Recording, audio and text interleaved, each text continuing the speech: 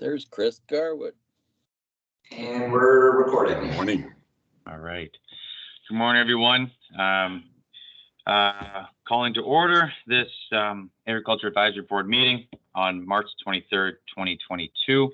Thank you all for joining us here today. If I could get a call to order for this meeting to kick off. And while I do that, I think before we start anything, I would be remiss to not ask for a moment of silence and to keep John Pickard in all of our thoughts. John was an active member for as long as I've been in Norfolk County, as well as in the agriculture side, as well as the brewing side, and an active member in Norfolk County Council in terms of offering a lot of suggestions, a lot of growth opportunities for our county, and for especially for how living in rural can really expand our minds and what's possible. So I do ask that the board takes a moment of silence out of respect for the passing of John Pickard.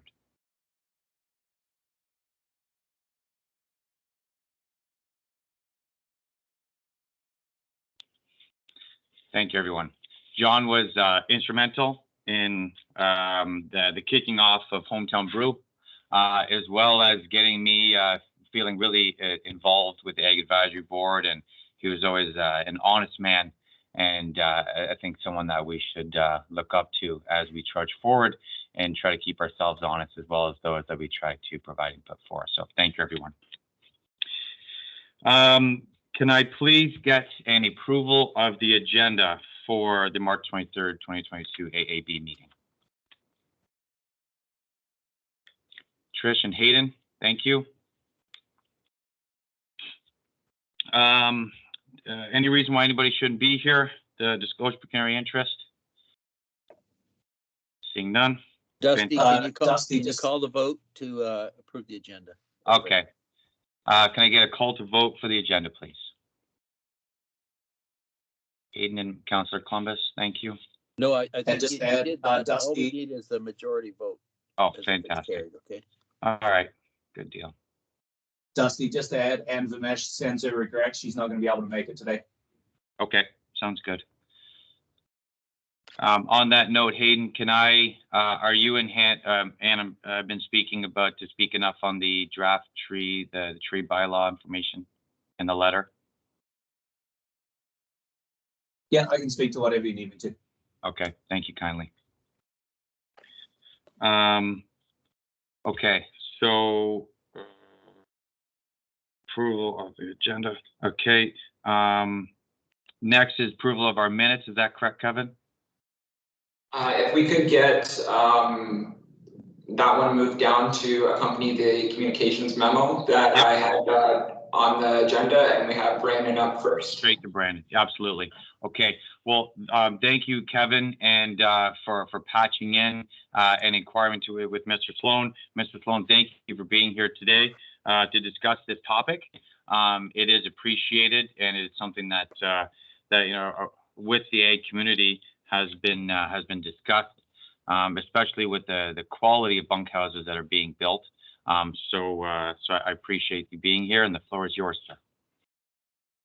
Yeah, good morning. Thank you for that. I guess with seeing the name in the newspaper, and Councillor Columbus had given me a call to chat about the matter as well, I should probably show up for the Ag Advisory Board meeting to discuss it. So I appreciate the invite. Thanks to everybody for having me. Thanks so much too for arranging your schedule so that I can get back to our senior leadership team meeting right now. So maybe we can have some brief discussion. I did bring this item up to a chat with some of our planning and zoning folks when it first came up from your board. And we had some good discussion about it, actually. There was, I don't have a long history with Norfolk or with some of our agricultural policies, but I was able to be filled in on what some of the past considerations are, some of the past issues. We do have some existing challenges that we need some clarity about short-term rentals as it relates to our licensing process and as it relates to our zoning. There was some talk about some practical considerations of how any permissions, if there was to be non-seasonal use of bunkhouse for short-term rentals, how would that be administered? When would that be allowed? Where would that be allowed? I had a number of practical and critical questions too about whether or not it's time to rethink this in any way. Are there any other possibilities? Are we open to some reasonable considerations? And at this point in time, we discussed two potential options to consider, either for a broad consideration or property specific. But maybe before I get into that, it would help me out if someone could provide from the group, one or two examples of exactly what you're looking for and looking at.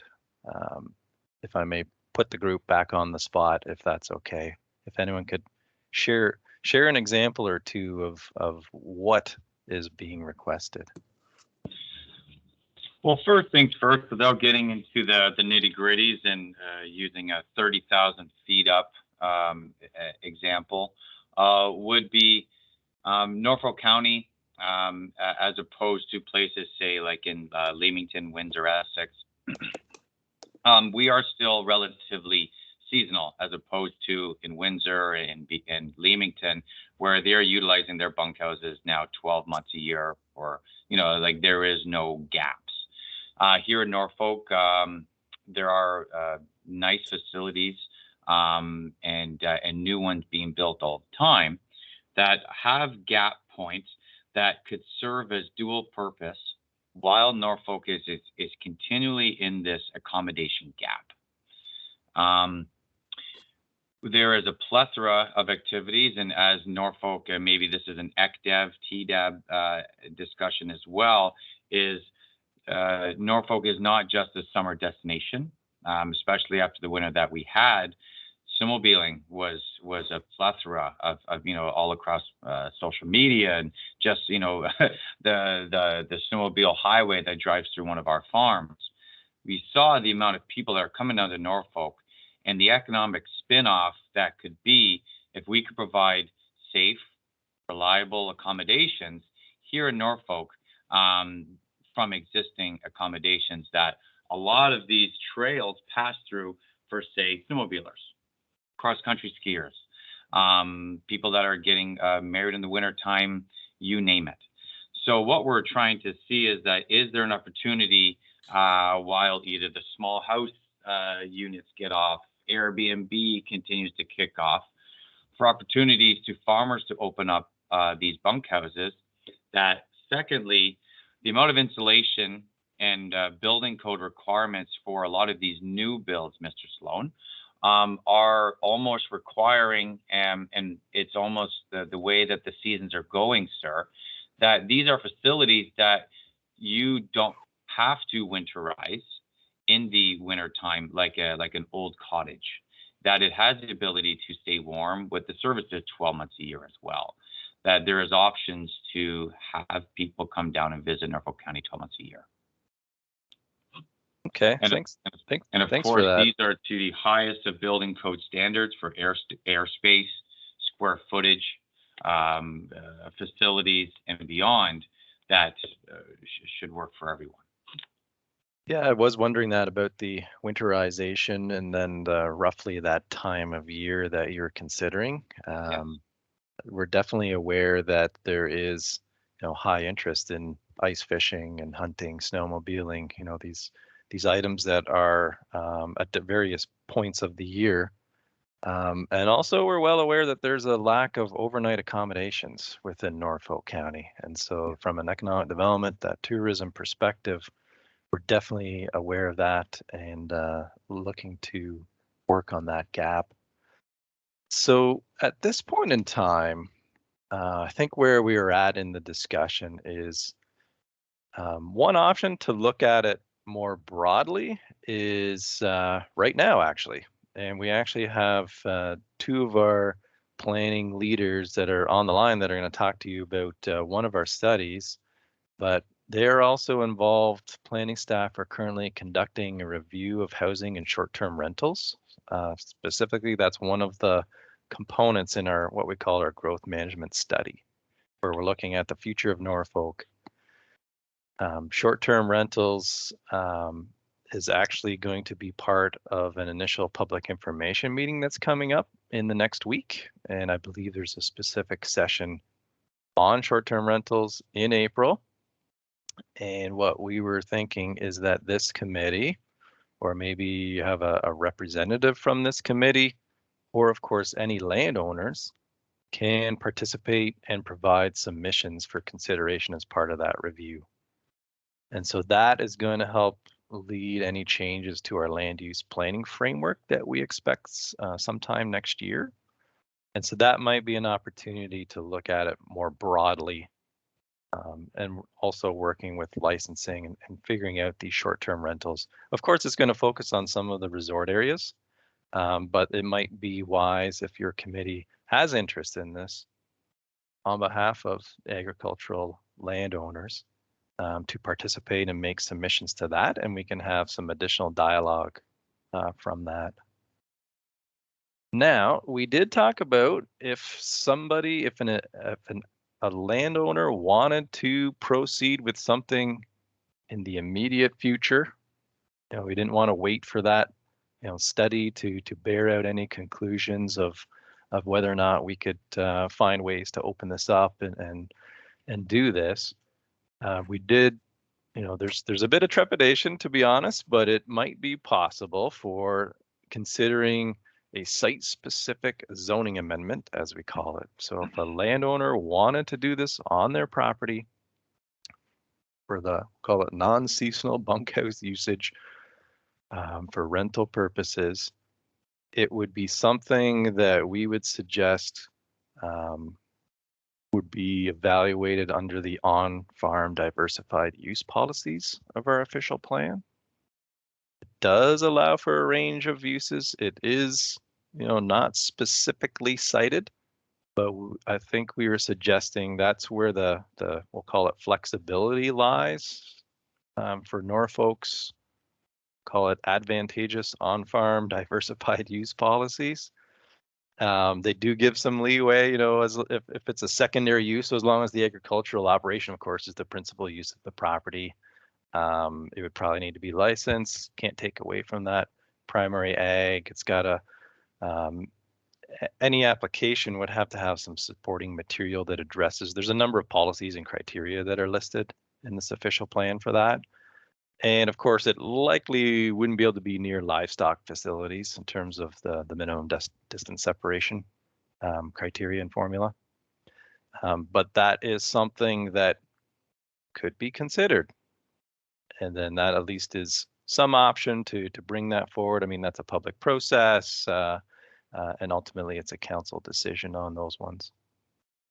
So that's where we're at right now. I don't want to put Jennifer or Fabian on the spot, but they are the key contacts for that growth management study, the short-term rental housing review. And I know they're here today to talk about our Lear study as well. So that's where we're at. I think we're open to some discussion on the topic. It's not a closed door. How about that?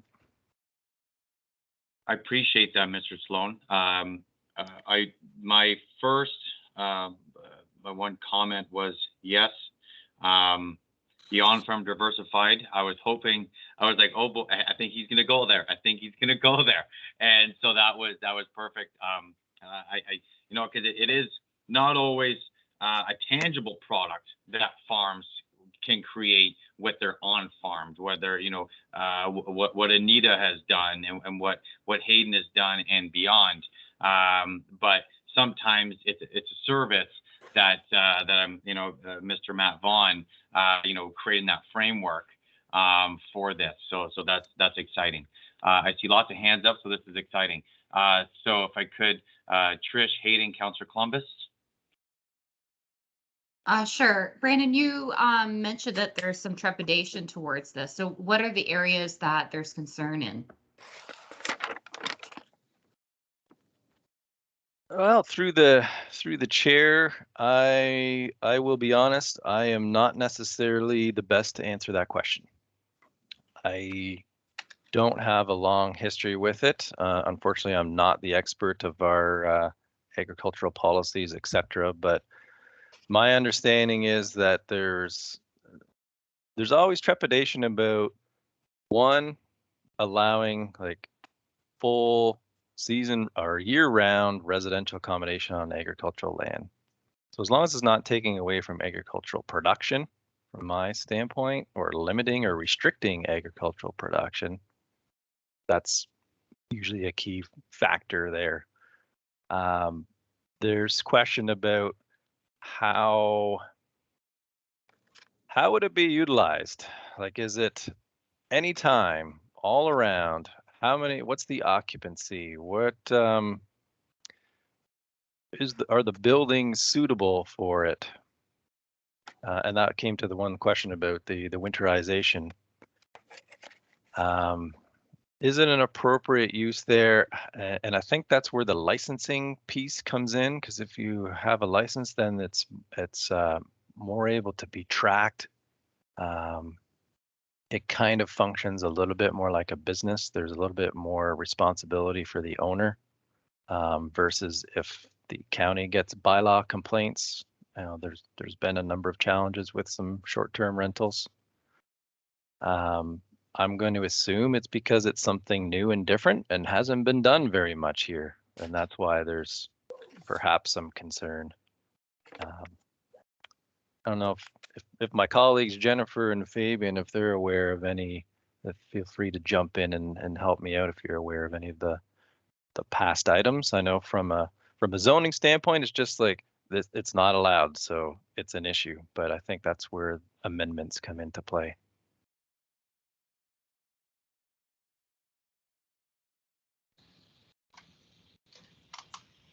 Through the chair, I can, I guess, supplement Brandon's response regarding trepidation. I think this is a little bit of concern because currently in the zoning, there's really no limitation to the number of bunkhouses that are permitted on a property. So if a farmer needs, you know, a number of bunkhouses to accommodate the farm work, then they can provide those on the property. So there was some hesitation to sort of be completely open to it right off the bat to say, yes, open up the bunkhouses, because additional bunkhouses essentially could be created to accommodate short-term rentals. And then we're also sort of facing internally in other scenarios, instances where farmers do want to have accommodations for 2 years for, let's say, offshore workers. And we're struggling with how to make that work as well. So we're trying to think about it, I guess, comprehensively and maybe come up with a solution for everyone. And maybe that's not the approach we should take. But we are kind of facing a number of challenges with accommodation for farm help in the agricultural area. So I think that's why Brandon was alluding to a little bit of trepidation, because we are sort of facing a number of issues. So we have, you know, surplus farm dwellings, which could also be an option for housing farm workers, and then bunkhouses. So we're trying to think about it comprehensively. So I don't know if that helps or answer the question as well. Yeah, so the part of it is like, are we really talking about using existing bunkhouses, or could this lead to scenarios where new are being built partly or mostly for this purpose then? And whether or not that's, you know, appropriate. Okay, we'll keep going. Mr. Hayden.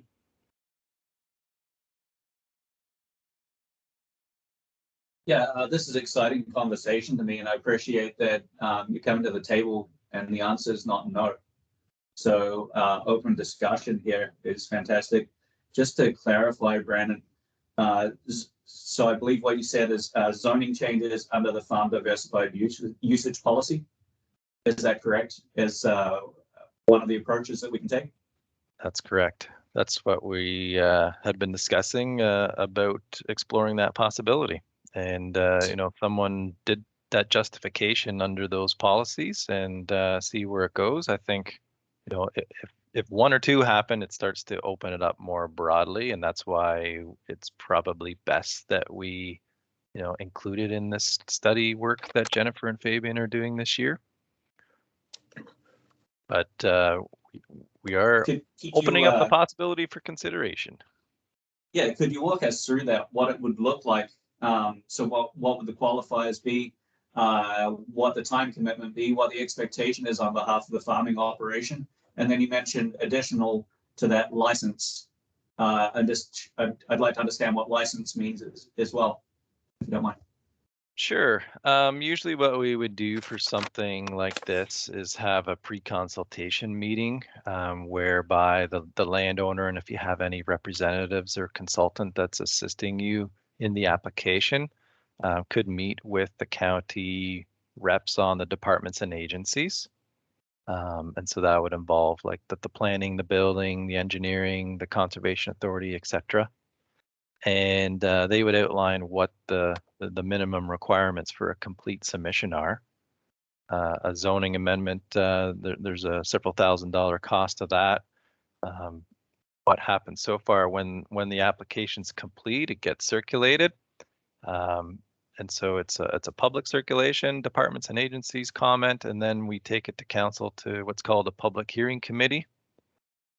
Hear any official comments, and then we bring the report to council for a decision. So that can take about 3 months. Sometimes it takes a few extra months if there's issues that come up. And then, but part of the complete submission would likely be some kind of justification report. So we call it a planning justification report, and it would address and go through some of the criteria for how it would conform to our official plan or provincial policy. And so just a few examples on the on-farm diversified use. So it's subject to a number of policies. So really it's intended that it's in whole or in part an accessory building, by a member of the farm family. It's located on a parcel that has an existing farm operation on it. The use would be secondary to the principal agriculture. It's limited in area, so there's certain size amounts. There's some items that are listed, and one of the key ones, if it helps, I'll even give the number. So there's a policy 7.22, and it's B sub 4. And so it says the use may include, but not limited to, and it has a number of items. And one of those items is agritourism uses, including overnight tourist accommodation. And that's probably the key piece for this consideration.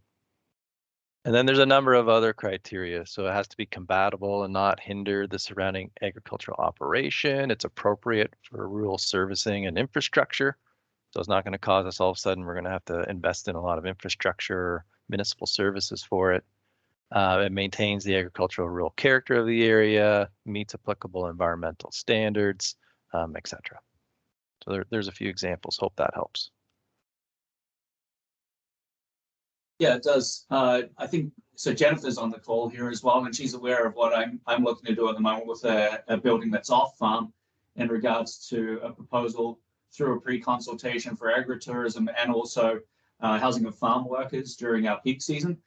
Because I'm looking at this and for the same reason that this is being presented here today, there's a challenge with the cost of on-farm living accommodations and us justifying the use of them solely for our peak seasons. So when I look at the pre-consultation process here, what you're discussing, it's very similar process here to go through for the on-farm diversified. When I add up the cost of that, I'm probably going to be into $25,000 to $30,000 by the time I consider all the engineering engineering consultants and time. And when I look at other studies that have to be completed, that's a significant amount of money. Is there a way to, from the perspective of a lot of farming operations are very similar, they're not unique from farm operation to farm operation. We start looking at the accommodation, they're structured in a way as such that they're not to be, you talked about proximity to cattle operations. They're not, that's not an allowed thing under the standards for housing workers on farms. So there'll be a lot of consistencies with the accommodations and the way that they're structured on farm. For the sake of the agriculture, broader agricultural area, is there a way to go through and maybe have a generic checkbox list here with accommodations on farm not exceeding the current capacity limits of those housing units? Because just for everybody individually to come to the county and make these requests on an individual basis, I can just see the cost adding up. So if you look at 10 operations spending $30,000 each, there's a $300,000 drain to the agricultural community who are looking to utilize these facilities. When you start to put all those costs into it, it detracts from what we're talking about here and the advantage of having diversified usage for on-farm accommodations. So I guess briefly through our chair, I would say that if a landowner does want to do development or set up a new business operation, there are some costs associated with that. So it does take some analysis and some study, especially if it's something that hasn't been done and replicated many times over. I think what I was suggesting, and it kind of gets at where you're going, I think, is that's why we're willing to look at it through this comprehensive study that we're doing and part of the short-term rentals. And so that might be a forum for you to, as a group, make submissions to and have that considered. And that would determine whether or not there's something that we could open up more broadly within the policy and zoning structure so that a landowner wouldn't have to go through so much for every single property. Yeah, conversation again is exciting me. So thanks very much for coming to the table with open eyes to this. Councillor? Yes, thank you, Mr. Chair. And I just want to commend Brandon for coming back with an open mind, and he did not close the door on any opportunities, which is great. Dusty, you gave a good example of people sledding, snowmobiling. We really do not want those snowmobiles in the built-up urban areas. They could create a problem there. And I think the on-farm destination for occupancy or overnight stay for those types of uses is just fantastic. It's a good fit. And lastly, I just wanted to say that this is a timely discussion from what we hear from Brandon. There's going to be a public meeting in April, and I hope there's more to harvest out of this discussion. Thanks, Mr. Chair. Thank you, Councillor. Brandon, if I may, this might be a bit of just a layup question, but do you see this being a framework for across the province, like what you're doing here in Norfolk?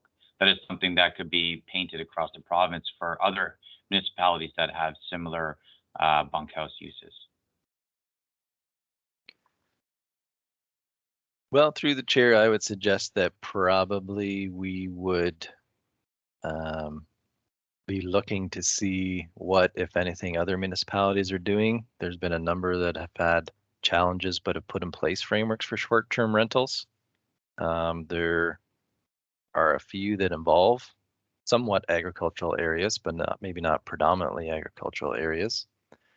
I do like the prospect of being leaders. Sometimes if you're forging something first, it can be a challenge. But I don't mind innovating, creating, and working on something new if it's appropriate and the right thing to do.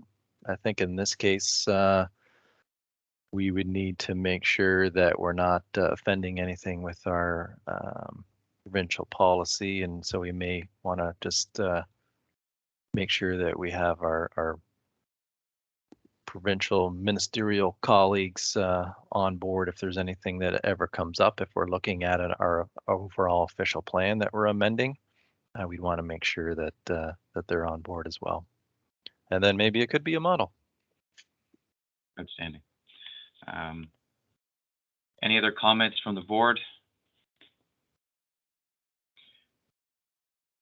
Brendan, shadowing Mr. Sloan, I apologize. Mr. Sloan, shadowing what the comments have been made already.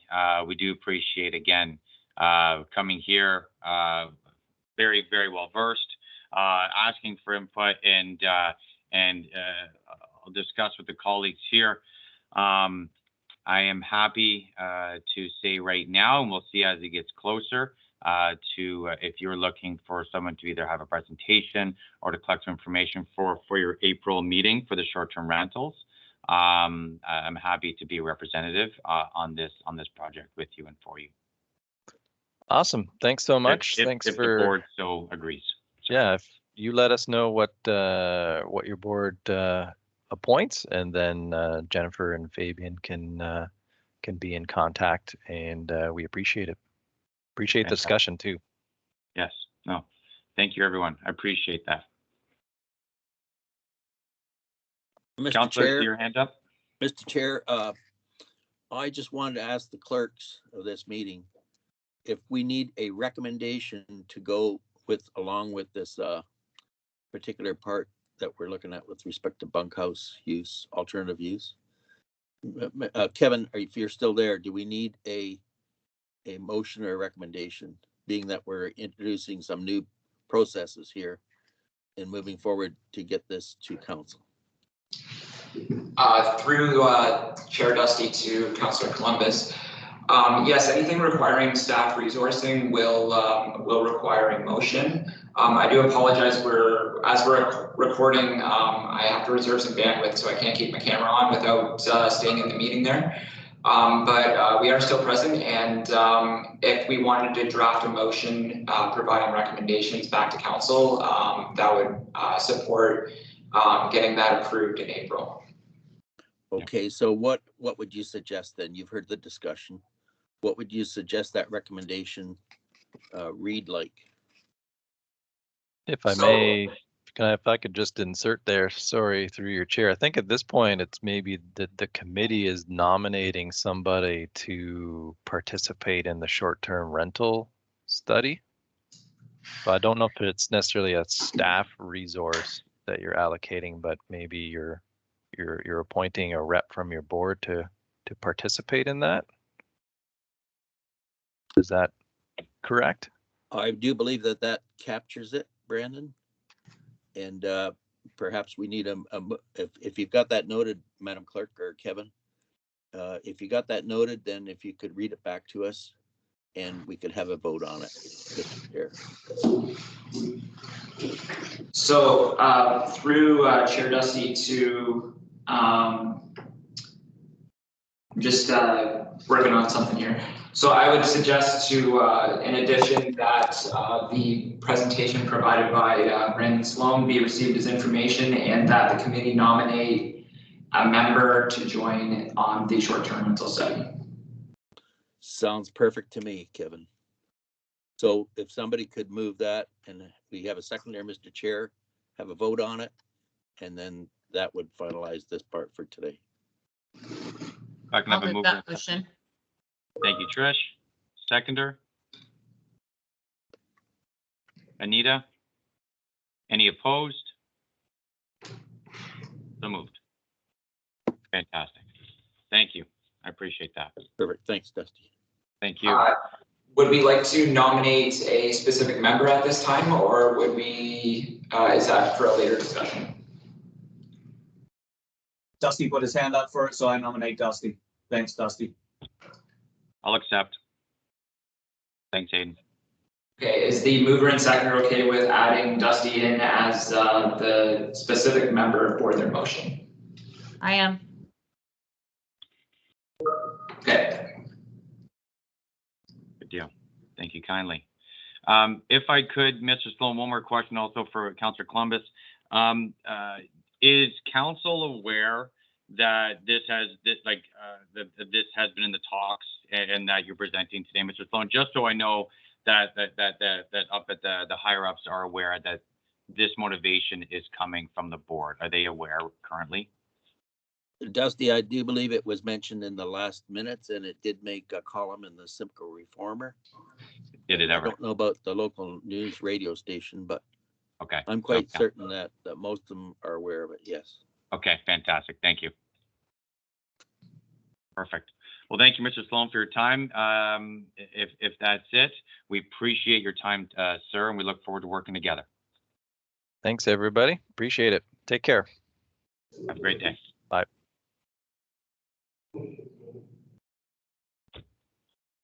Well, that's exciting. Great. Awesome.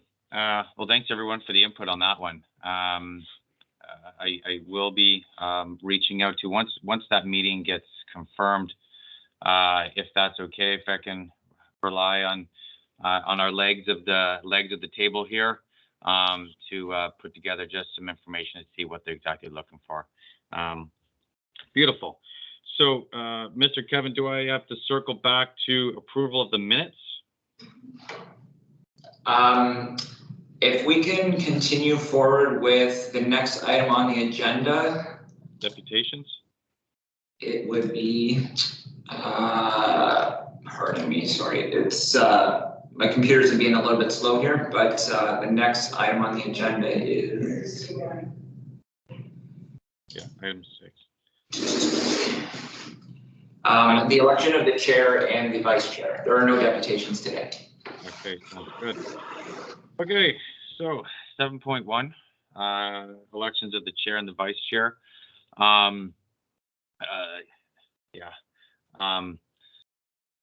We're just gonna, for lack of a better term before it, so we don't have to waste our time like we had in January. I'm just gonna keep kicking the metaphorical ball down the road with my name on it, and I'm happy to keep my name on that ball.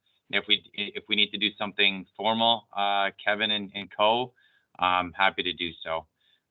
Realistically, at this point, just for the sake of time, so we can take an item off the list, I'm happy to have my name stand if anyone wants to nominate me.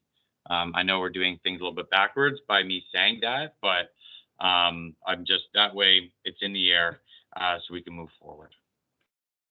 I nominate Dusty. Thanks. So what we'll need today is to have a mover and a seconder to nominate both a chair and a vice chair. So Hayden, if it appears you have moved to nominate Dusty as the chair, is that okay? Thank you. I'll second that. Okay, Dusty, can you call the vote? Call the vote for myself as the chair. Did I phrase that correctly? Yes. Okay. All in agreement? Can't vote for myself. Remy, thank you kindly, everyone. Any opposed? So moved. And now we have to get a vice chair nominated.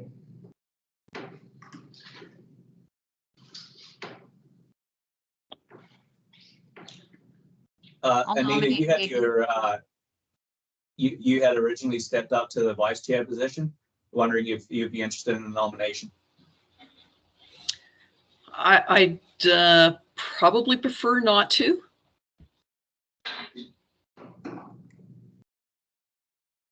I did hear a nomination from Trish for Hayden, but want to let Anita have her time to speak first. But I did hear that nomination. Well, I'd second the nomination for Hayden. Through the chair, Dusty cannot move it, but if Trish wants to move it, then sorry, Trish moved it, right? I moved it, yes. Okay, Trish moved it for Hayden. Okay. So, so we've got a mover from Trish and a seconder from Anita on Hayden being the vice chair. Dusty, you want to call that vote? Yes, to call a vote for Hayden to be vice chair of the AAB for this 2022 season.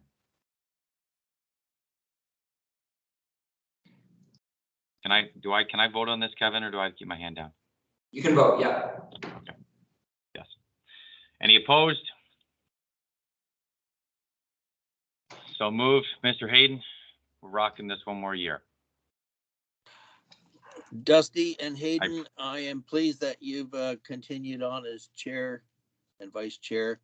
It's good to have stability amongst the Ag Advisory Board, and I think you've done a good job representing agriculture in the past years. Thanks. Thank you. Hayden, appreciate it. And we'll keep rocking it. We'll keep rocking it, I promise. Thank you, everyone, for your trust in us, and we'll keep moving forward. And that way, we can take that line item off the agenda. Okay. We do look forward to. Do we still have Chris Garwood on here? I just want to make a comment. Chris, can you patch in on this? Perfect. Thank you, sir. I know that going into just for other boards, that there's a promotion around December that ECDEV does for getting board members to join TDAB and AAB and et cetera, et cetera. Is there any way that we can get promotion to get new blood and new promotion through various of channels earlier, so that we can, either get a revitalized board members, try to get some circulation and whatnot? I see Kevin's hand up. I clearly did something out of turn. Give me a second. I apologize, Chris. Just to clarify, there is a 2-year term for the Agricultural Advisory Board in our terms of reference, and there will be a new turnover with the new term of council, which is before December, and we'll be doing a review of the terms of reference, and at that time we will also be recruiting new appointments or reappointments to the board. Okay. Thank you, Kevin, for that clarification. And then what sort of promotion does it look like beyond our traditional channels to get blood in here? May I, Kevin? Yeah, go for it, Chris. Okay. So we have our monthly newsletter that we can circulate it in. We have a database of the agricultural group, which is about 500 emails that we can send direct email just to the agricultural group. And then we have all of our social media channels and so on. This year is going to be a difficult one. What I was going to suggest is that we put it out there and say, listen, if you're interested in becoming part of the AAB, it's open to the public. You can sit in on one of the meetings to see exactly how we operate.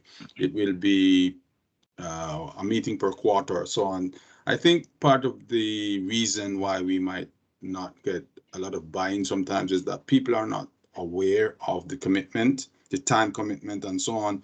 If we can provide as much information as possible in terms of time commitment, what we do and so on and so forth, I think we'd get more people interested. But all the channels that we have that we communicate with the public, we would use those for sure.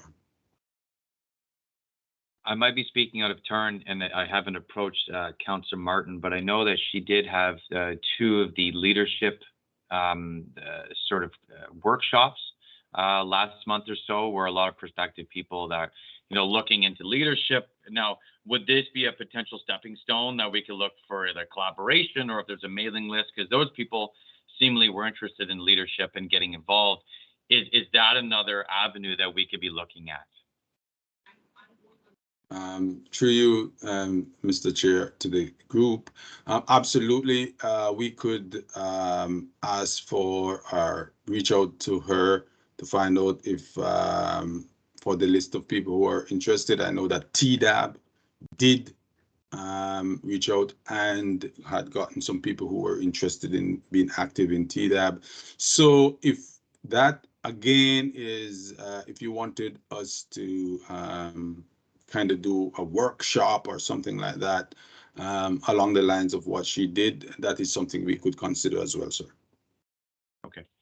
Yeah, just love to get new blood, because that'd be fantastic for a lot of reasons. Okay. Sounds good. Okay. Thank you, Chris, and I'll make a Mr. note. Darwood. Thank you, sir. Appreciate it. Okay. Any other comments on that from the board? Seeing none. Moving on to 7.2. Miss Sarah, are you still on the line for your land evaluation area review? Oh, yeah. Oh, there we go. I finally appeared. I was in Mr. hiding, Sarah, I I guess. apologize. It's all good. It happens all the time. No, that's okay. How are we doing today? We're doing pretty good. So how are you doing? Fantastic. Happy Tuesday. Good. Is it Wednesday? Oh boy, it's Wednesday. Wednesday. Okay, the floor is yours before I put any more socks in my mouth. And after you, sir.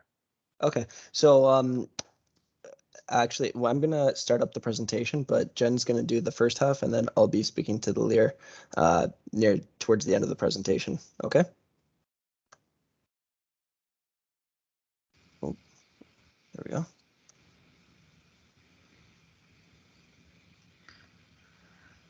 Hi, everyone.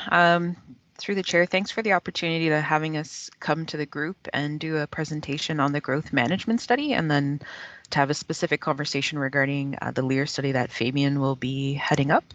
And then just to sort of bounce off Brandon's presentation as well, Fabian and I are also the two planners working on the growth management study, and we will be assessing short-term rentals. So one of us will reach out to get Dusty's contact information to make sure that he's included on our correspondence regarding the short-term rental piece.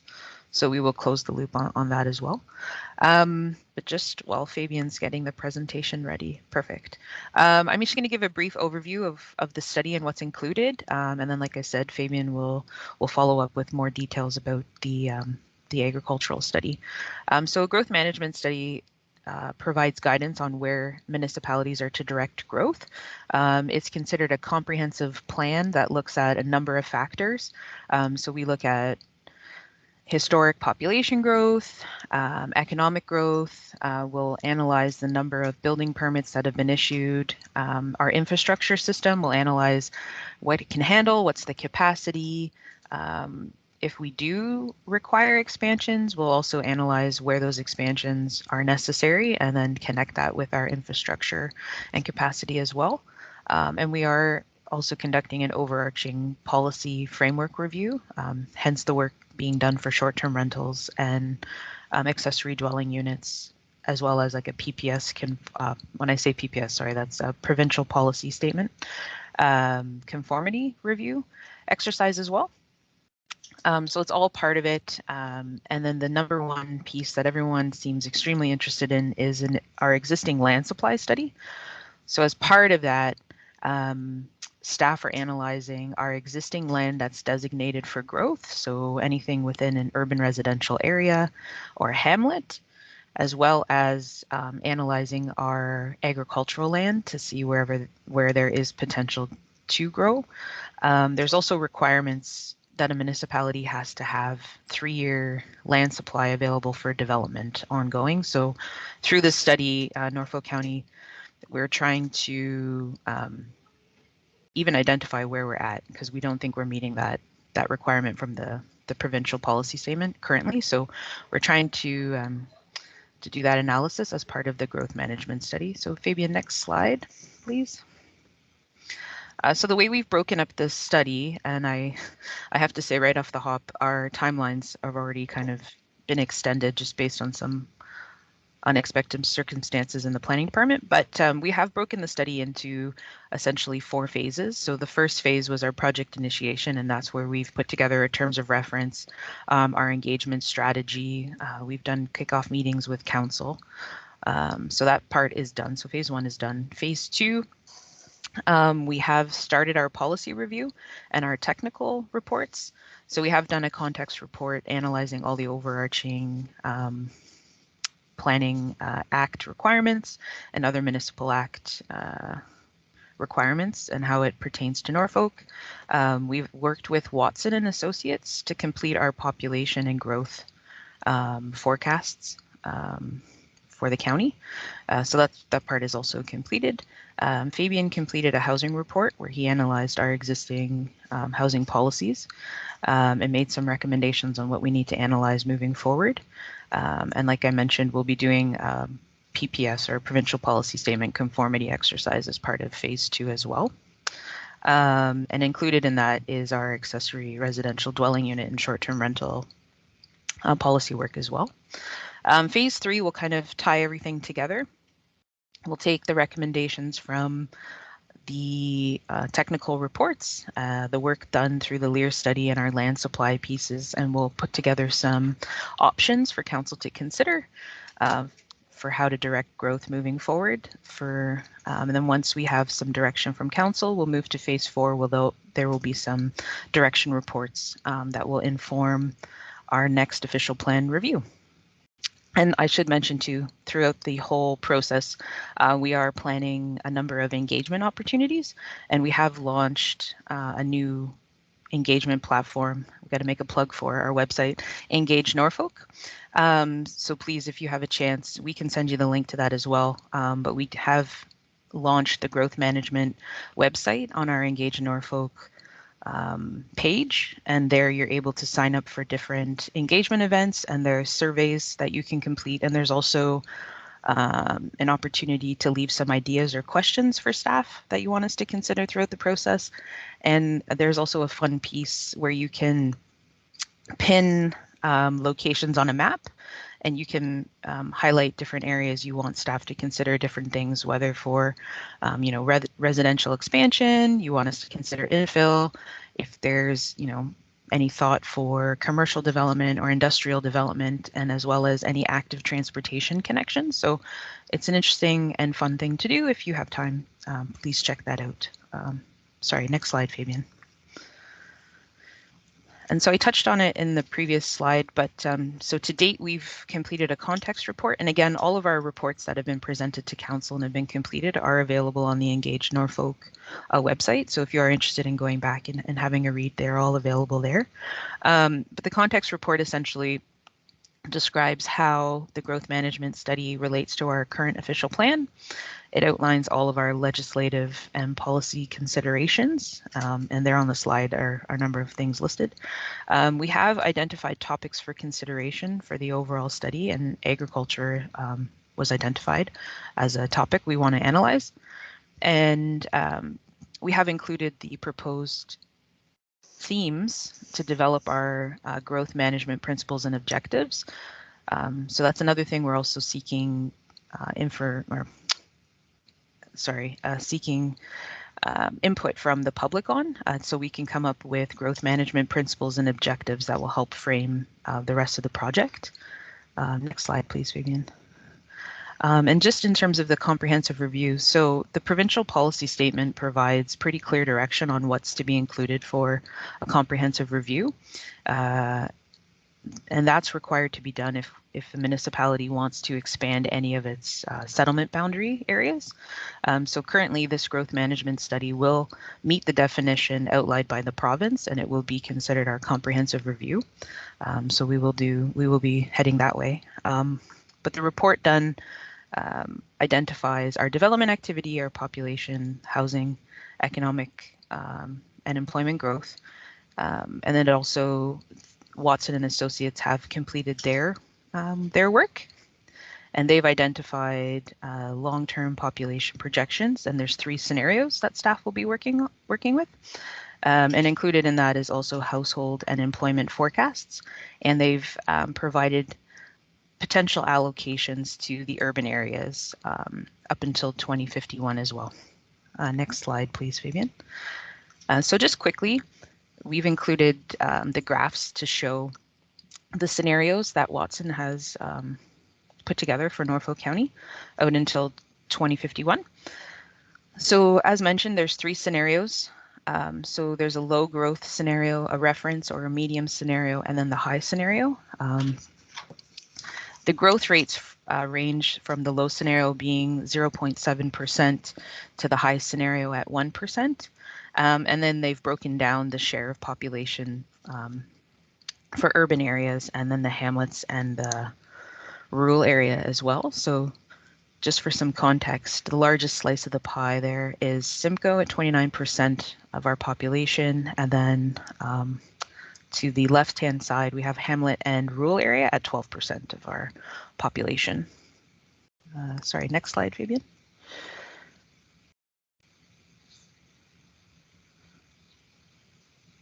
Oh, sorry, this is economic. Oh, you jumped ahead already to the economic projections. Oh, sorry. Oh, sorry. The previous slide was the economic projections, and similarly, there's the 3 scenarios as well. So we have a low reference and high scenario growth rate, and also the percentage of where we see that economic growth occurring. So for reference, Simcoe has the biggest chunk of the pie at 36%, and then the rural area is actually second with 17%. So I thought those were some interesting factors. And now I will pass it over to Fabian to talk about the housing technical paper. Yeah, so the housing technical paper previously went forward to council and committee earlier in the year.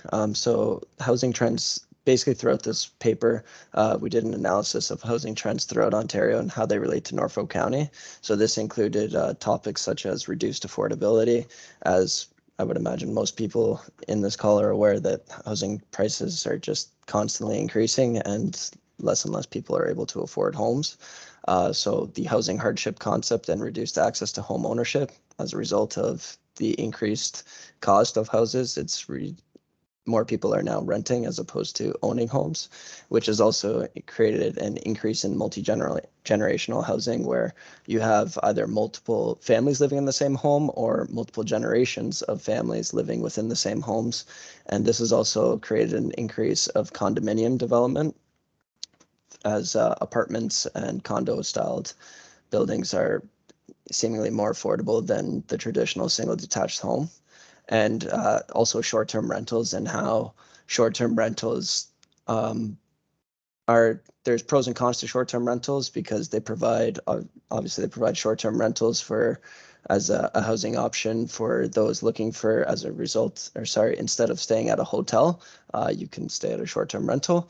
But the other component is that short-term people who are looking for rental spaces, those properties, as opposed to being available for long-term rents, are only being available for short-term rents, and that's impacting the housing market as well. So the housing paper was specifically geared towards accessory dwelling units, focusing mainly on the accessory dwelling units in terms of interior dwelling units and detached accessory dwelling units.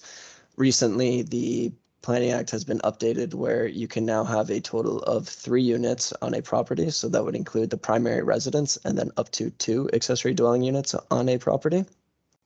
And then focusing on short-term rentals as well as garden suites. And as I just mentioned, the legislative changes to the Planning Act was implemented through, I believe it was Bill 108, and it resulted in, as I said, now you can have 3 dwelling units, 2 of which can be ADUs on a property. So in terms of a Lear study, so a Lear study basically stands for Land Evaluation Area Review. It's a tool that was developed by OMAFRA to evaluate the importance and viability of lands for agricultural, using characteristics and factors affecting agricultural potential on the property. So the PPS provides direction on when Lear studies are required to be conducted, and what it allows municipalities to establish is a framework to develop official plan land use designations. So that would include designations such as specialty crop areas and prime agricultural lands, rural lands, for example, as well as rural areas. So currently, for example, prime agricultural lands are not currently within the Norfolk County official plan. And an example through the PPS of what prime agricultural lands are is it's identified as lands based on the Canada Land Inventory system that are classified as class 1, 2, and 3. So if there's also 4, 5, 6, and 7. Prime ag lands being class 1, 2, and 3. So anything within that would constitute essentially tender grape and fruit land. So if you're growing, say, peaches or plums or grapes, those would be considered prime ag lands. And the province provides direction on where to direct development. And the Lear study also supplements the land supply study to help provide options to council regarding where to accommodate growth. So it should also be noted that the Lear study, the concept and the idea of the Lear study is to do a large blanket area, so to do a large region, as opposed to on a specific site-by-site or case-by-case basis where it focuses on a specific property. It's meant to do an entire area and then conduct the study that way. And the information that's gathered through the Lear study will provide recommendations for the next official plan review. So the purpose of the Lear study is essentially to identify locations throughout the county of where prime agricultural land areas are. And at the same time, while identifying where prime ag lands are, you're also identifying what is not considered to be prime agricultural land.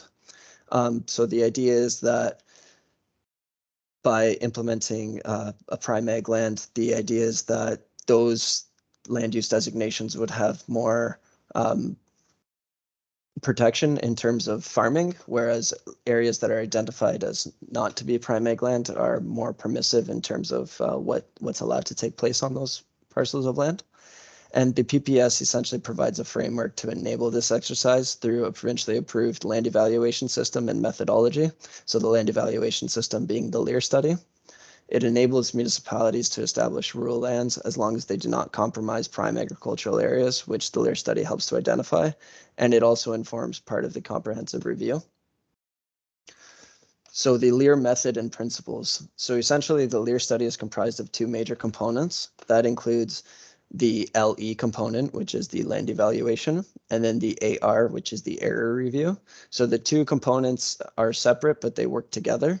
So the land evaluation component assesses land and climatic conditions for agriculture. So using the Canada Land Inventory system base that the province provides us, they provide us with the data set, and we use mapping systems to essentially identify and compare the agricultural capability for common field crops.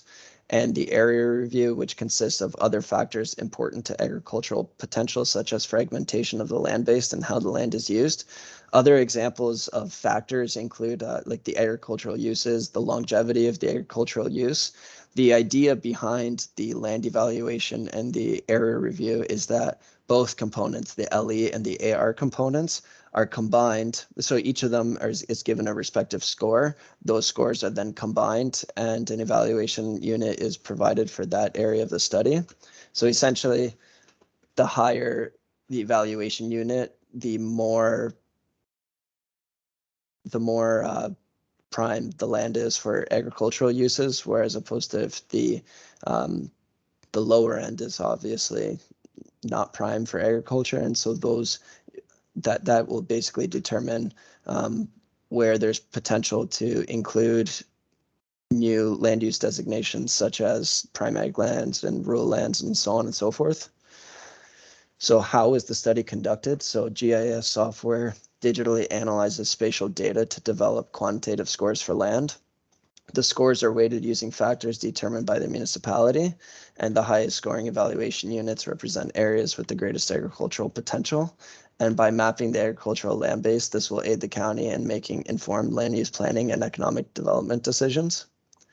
In terms of the next steps of the study, so staff will essentially continue. Where the idea is that we're looking to create a working group, which would consist of staff members. So it would most likely be Jen, myself, our GIS supervisor, Brandon, most likely, and a representative from the Agricultural Advisory Board.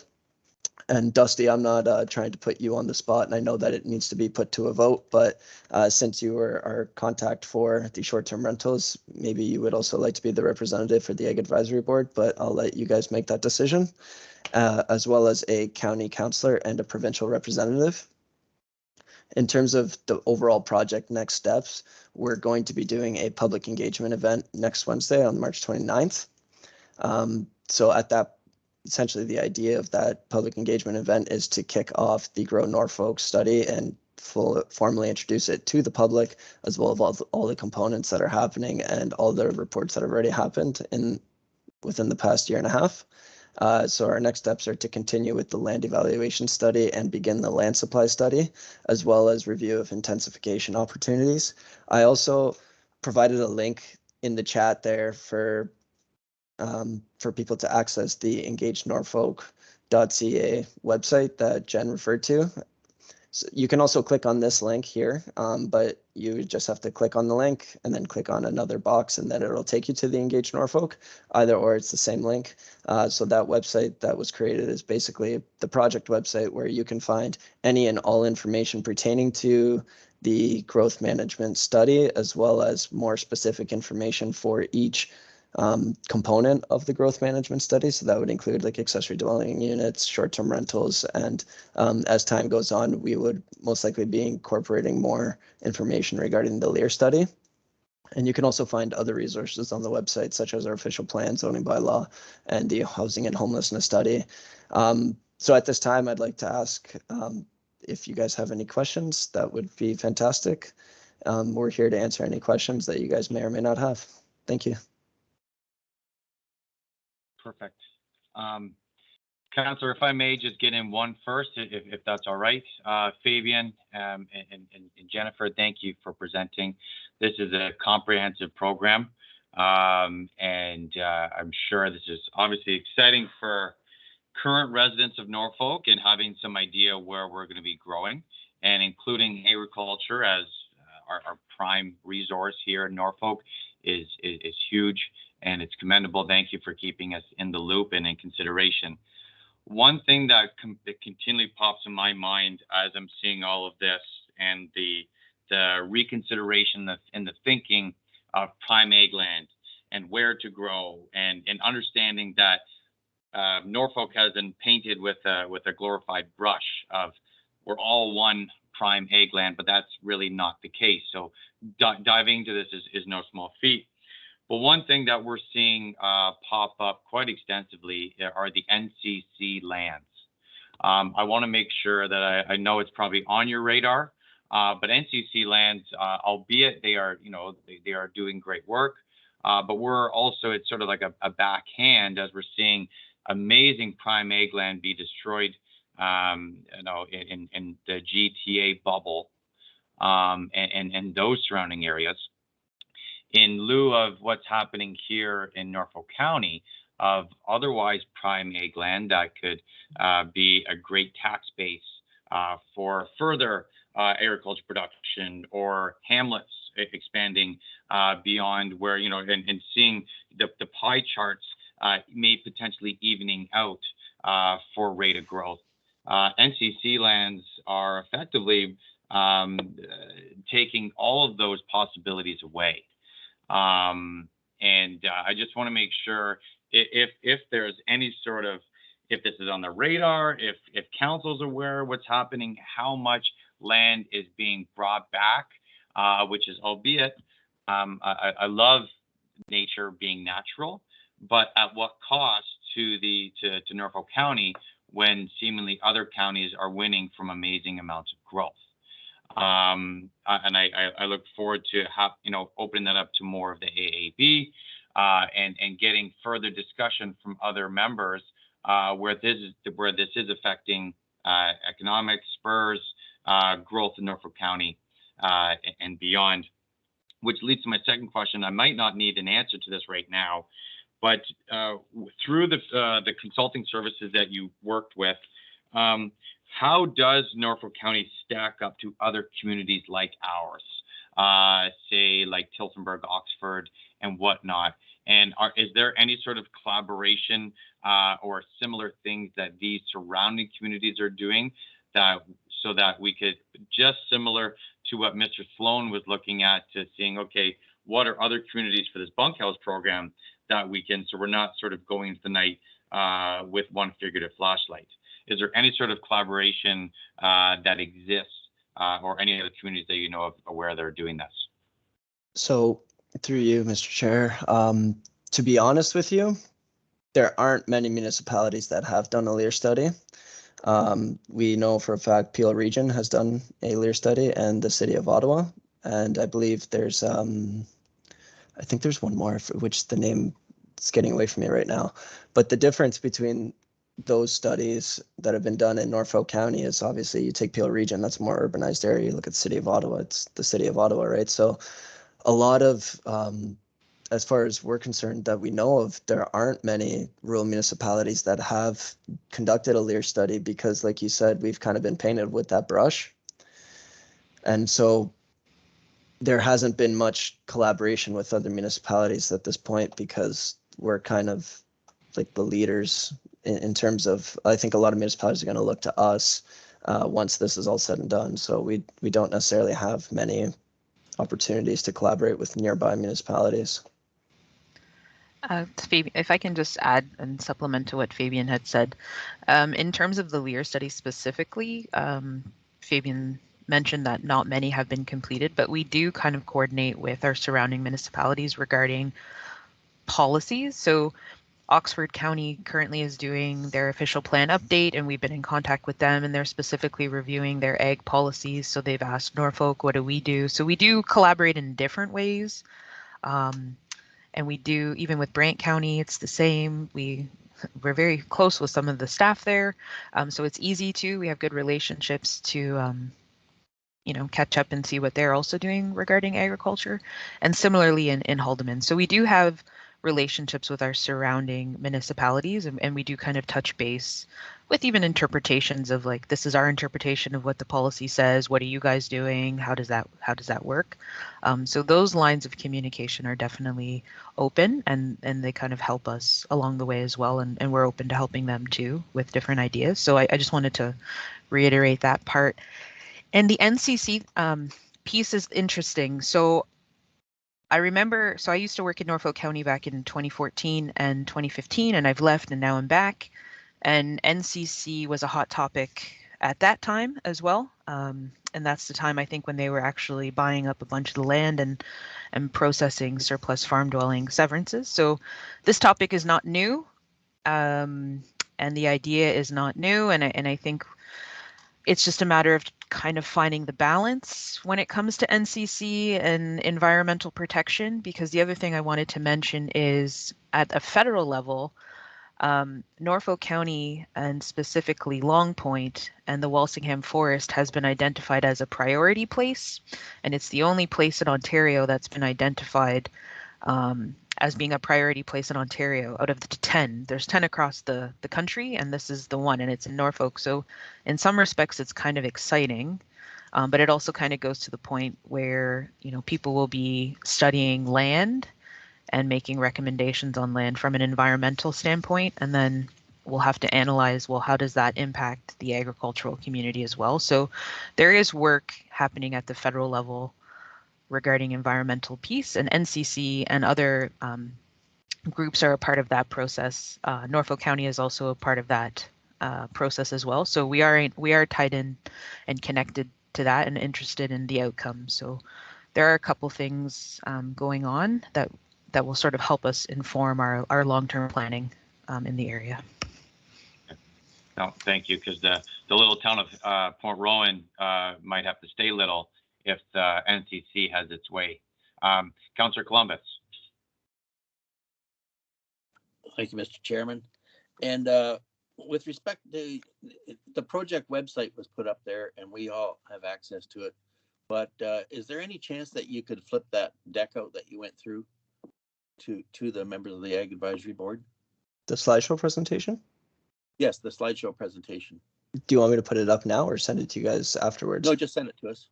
Okay, yeah. Chair, through the chair to Councillor Columbus, it is a part of the agenda as well, and it's available online through the agenda link. Okay, that's great then. Thanks, Kevin. Something else to add too, I recall where some planning applications were going through council several years ago, and we were assured at that time that the fact that there's a Long Point Biosphere District would not impact development in going into the future. And now we're hearing that with this new jurisdiction by the Carolyn, or what did you call it, Jennifer? Now we're hearing that it could possibly impact development in that particular area, which is quite large, actually. Yeah, so through the chair, there's a couple things going on, I guess, that will impact Long Point and Turkey Point specifically. And they all kind of stem from the provincial policy statement. And I don't know if they're specifically connected to the work that's being done through the Priority Places project. So there have been ongoing conversations with the planning department and Long Point Region Conservation Authority on the interpretation of a PPS policy regarding safe access to hazard lands, essentially. So Long Point is considered to be in a flood plain. So any kind of like future development really needs to be analyzed in accordance with the PPS policy. So I think that's sort of our struggle. Our greatest struggle right now is just sort of coming to terms with those policies and how does that impact development. But I don't know if it's not necessarily tied to the Priority Places work at this moment. Thank you.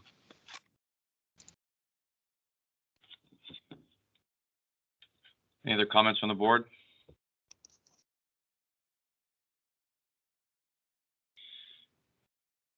Dusty, I would just like to know how Kevin would like to put this item that's been discussed here into the minutes. Do we need just to receive the report presented as information, Kevin, or do you want it spelled out more clearly than that? Through the chair to Councillor Columbus, we would like to receive the presentation as information as well as the slide deck. And Fabian, correct me if I'm wrong, but we also need to nominate an advisory board member to the Lear Study or the Growth Management Study. What's the proper wording there? It would be the Lear Study. It doesn't necessarily have to happen right now. If you guys want to take some time to talk about it, that's fine. That's okay. Fabian and Jennifer, what is the time commitment, and when are the key dates? Maybe through the chair. Okay. Sorry. So through the chair, we're currently constructing an RFP to assist with the study as well. So in terms of the actual dates and timelines, at this point, everything's kind of been extended because we've had some staffing issues, and so not really sure how to answer your question. I can't really provide any more specific. So like is there going to be 3 meetings? Is it going to be stretched over like that's or is it going or is it a year-long sort of deal? Or like I just want to know before I put my hand up, I'm also getting married this year, gone in June, harvest and everything like that. So this is, I do want to be a part of Norfolk County in many ways as possible, especially this one's near and dear to my heart because I want to see this county succeed. And I'm happy to provide input, but I just want to be able to make sure I can provide what you need. Yeah, so through the chair, just to add what Fabian said, so because we're considering establishing a working group for the Lear study, we actually have to put together a terms of reference and we have to put a call out, and we're just we're coming with the recommendation that we would ask for a representative of the Ag Advisory Board. So if that's something that the board agrees with, then we will just keep that recommendation in. And then once we've completed the terms of reference and we've sent out sort of the request for participants, we'll be able to answer your questions more so, Dusty, with what the time commitment would be, because we'd have a better understanding of what the actual responsibilities of that working group will be. So I think this was sort of us kind of coming to you and pitching the idea to see if that's something that the board is open to and if someone from the board was interested in participating in the working group. But we will come with more details. Will you have this, Jennifer, by our next AAB's proposed meeting on April 27th? I'm going to hedge a bet and say no. It's probably something that's going to be more so created for May. I'd say it's probably more realistic, just given our staffing shortages right now. So. Yep, no, that's fair. Reason being, just so that information can come back to us, that we can, see if a member is fit. But I'll leave Kevin. I see Kevin's hand up, and he'll probably ask a question. That is probably what needs to be asked. After you, sir. Thanks. Through Chair Dusty to the board. What we can do now then, if we require the time commitment to be a little bit more defined, we can accept the invitation if that is the board's will, and then we can nominate at the May meeting when more details have come. Okay, because realistically, Kevin and Jennifer and Fabian, our last meeting, now the last 2 years has been different with COVID and labor. Our last meeting typically is the May meeting for the AAB until about October. So we're on the crunch right now. Happy to receive information. And then we can always do things through email for getting approvals for which member of the AAB, you know, and how that looks. But just so you can understand what we're working with for having quorum and getting responses back to you in a timely manner. Through the chair, those that helps with our timeline and our planning. So we can, Fabian, I guess we might have to prioritize the working group documents. Yep. All right, then we will receive this information, Kevin and everyone. And honestly, we appreciate what you two are doing. This is a big project to be in the driver's seat for. We wish you nothing but good luck, and let us know how we can help, because this is a big one. But there's lots of good information I'm sure that can come out of it. Awesome. Thank you. Thank you. Thank you. Okay, Dusty, so would you like to put the motion to just receive this information now, or would you like to include the acceptance of the invitation to join the working group? Just right now, receive as information, please. Okay, is there a mover and a seconder for that?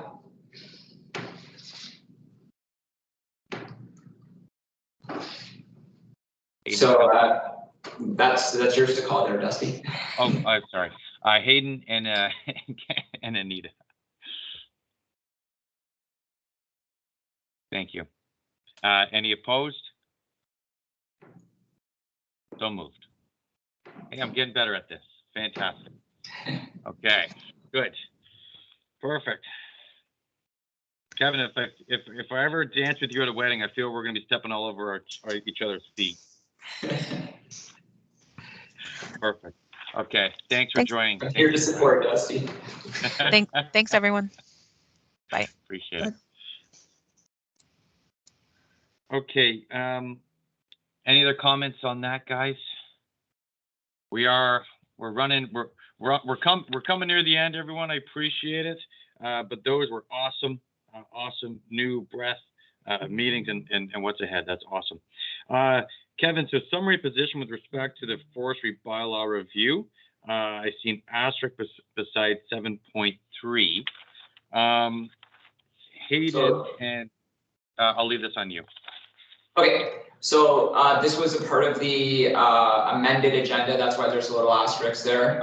So this was added earlier this week, and what the board would be seeking is to review the letter that will be forwarded to council representing the board's comments on the forestry bylaw.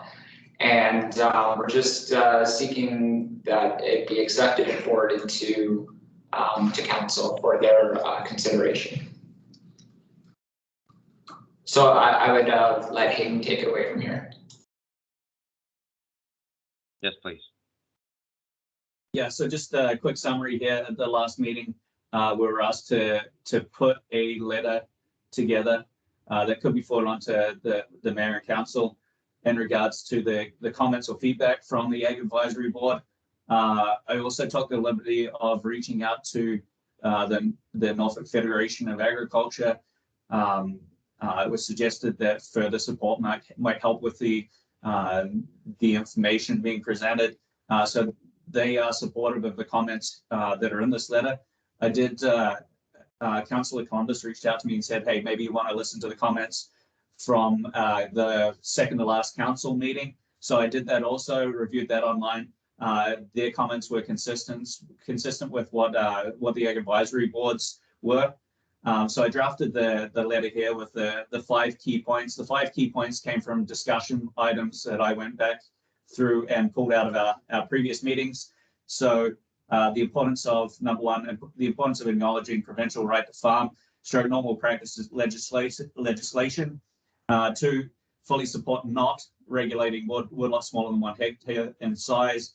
3, that the forestry bylaw fully supports future innovative uses or management of woodlots that can add economic value to the landowners, i.e. silver pasture.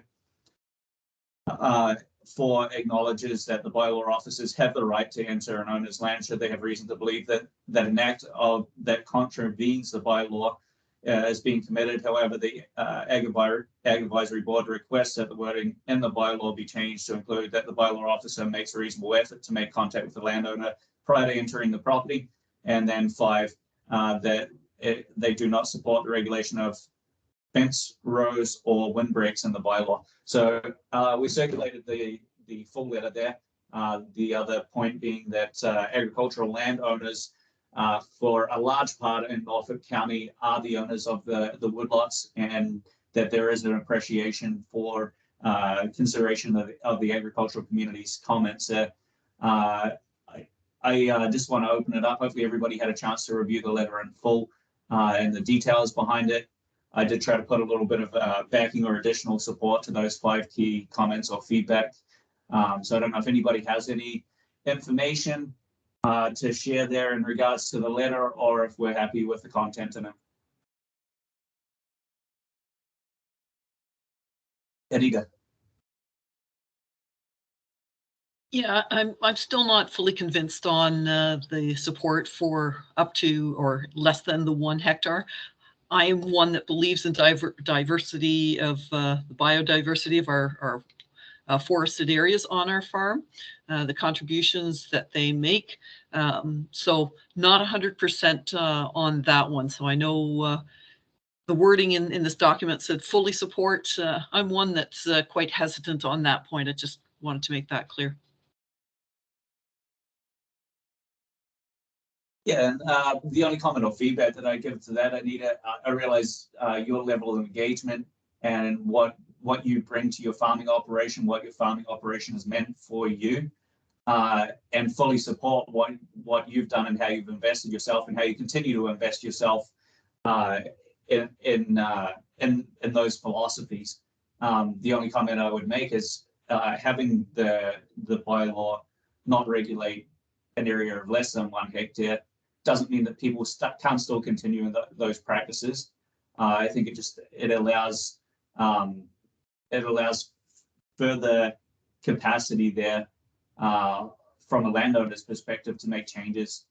And I think if you look at the burden to the county, which I think is significant in some of these applications, when you start regulating smaller parcels of land, it puts more onus on the county to have to regulate it too. So I fully support what your comments are for sure, but I don't think it eliminates completely people's perspective of their land and their land use and the land use practices. I think it allows a greater capacity there. But I'm open to wording changes. I've presented there just a base letter that has gone to the NFA as well as coming here today, and I don't think any adjustments that you'd like to make in that wording there would impact the letter in any way, shape, or form from the sounds of what you're presenting there.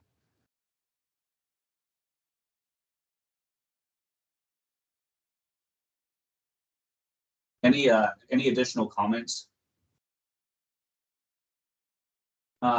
Kevin, do you have the ability to be able to pull that up on your screen, or does that affect your capacity on your bandwidth? I can try pulling it up here, yeah.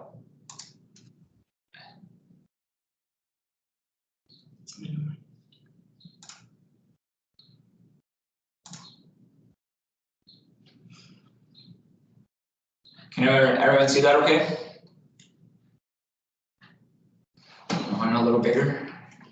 Yeah, so I think for number 2, Anita, could I ask for your input in that? I think when you say fully support, you're asking for does not support the regulation of woodlots less than hectare in size.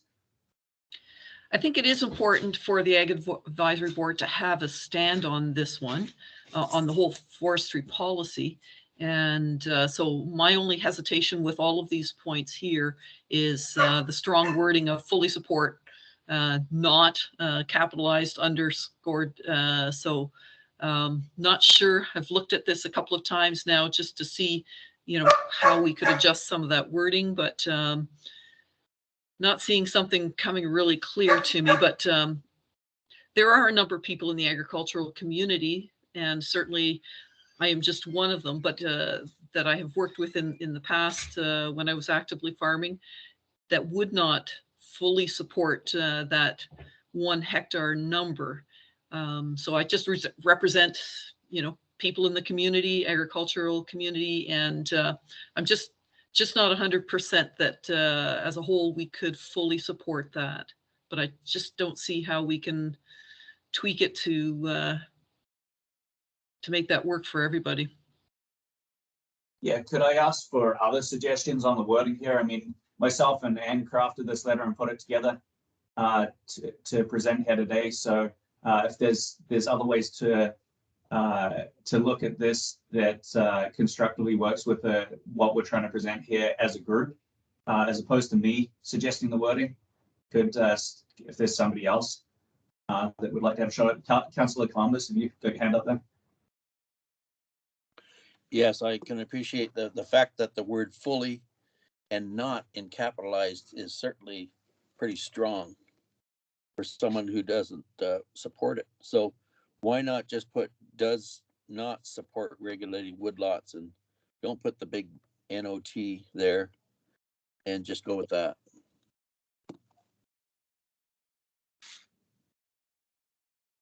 It still gives the message, but it reduces that kind of strong feeling.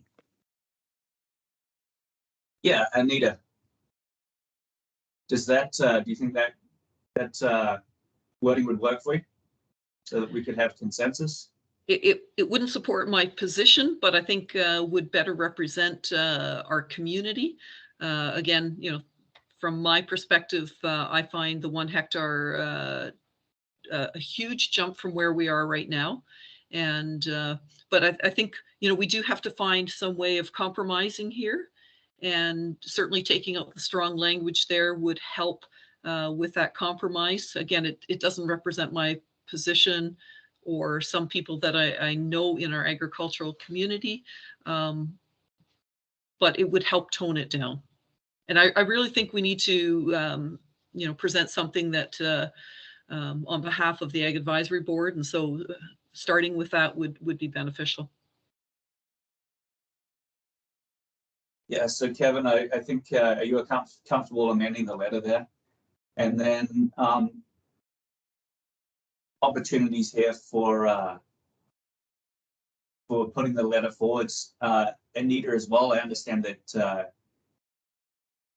your comfort level may not be the same as mine or as others, or others may not be the same in accepting this letter. So I don't know if there's an opportunity for us to just with this change here, get everybody's view on support. And Anita, I will definitely not be offended as well if you don't support the wording here on the basis of where you sit with your confidence on this. So don't be worried about offending me at all when we're looking at the voting system here. Yeah, thanks, Hayden. I appreciate that. Yep.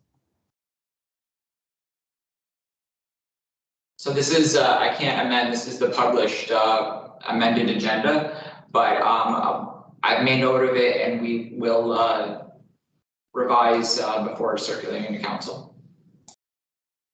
And any other comments with respect to the letter? Then Dusty, if you're okay, if we're seeing none here, could I hand it back over to yourself for follow through? Absolutely. First up, I know and understand, again, and for the deputations and presentations that we've had. Now I also know that there's a lot of groups that have avenues for providing information on this, and Anita, you're on a couple groups or one for sure beyond AAB that's providing input for this. Is that correct? Well, I guess one thing I need to clarify, I do not sit on the board of the Norfolk Woodlot owners. I am a member. I do sit on a couple of other committees, personal interest committees, as well as some more formal ones. But I think that, Hayden, you've given me a great option. So when it comes time to support this, I think, you know, I've made my points, and this will still pass, I'm quite certain, but I think I'll probably vote against it just to have record that, you know, we don't have full support. And I think that works, and I'll be happy with that. Okay. Yeah, and I think through you, Mr. Chair, if I can also make comment to that, I've also heard other opinions similar to Anita's, and then I'm just looking at it from the perspective of my obligations to the board. And I have to go with the majority of the people that come to me and comment, and they feel as though the 1 hectare thing is appropriate, and that's why I included it along with the comments there that have been made in advisory board meetings in the past. So, sure. Okay, Councillor Columbus. So, Mr. Chairman, over to Kevin and clerk. How would you like this motion to read, Kevin, so that it can come to Norfolk County Council as a whole for endorsement? So I'm going to pass it over to Julie. She's got something drafted here.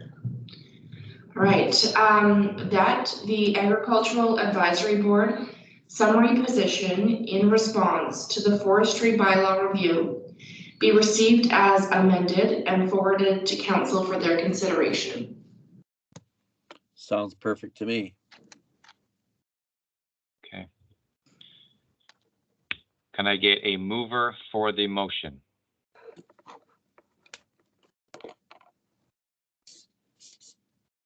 Trish, thank you. A seconder.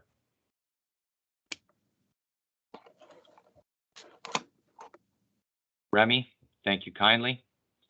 Opposed?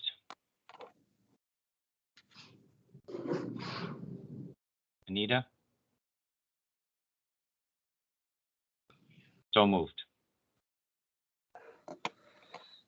Thank you. I know this is, again, like I was saying, but a lot of hard work went into this document, and a lot of groups are providing a lot of input. And I thank the input, Anita, and I thank Hayden and Ann for putting this, bringing all of this together so that we can hone in on where agriculture stands on these topics. It's no light work at all, and it is greatly appreciated nonetheless. It's I'm happy that it is moving forward from Mr. Biddle's perspective and AAB's, and looking to see what the final product is. And then, so Councillor, from Council's perspective, what is the timeline for Council and Mr. Biddle for having a resolution for what the new amended tree bylaw will be, for lack of a better term, cemented? I believe, Mr. Chair, that Adam Biddle was looking at April to get all the comments in. He was going to run it by our legal department first at the county, all these comments, okay, for inclusion. Yep. And I think he mentioned April to me. Okay. All right. Thank you, sir. Okay. Any other comments?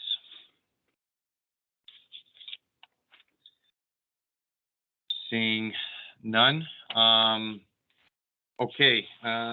Moving on to communications. Kevin, am I clear to move on to communications? Thank you. I'd just like to briefly comment on it and kind of join this with the approval of the minutes.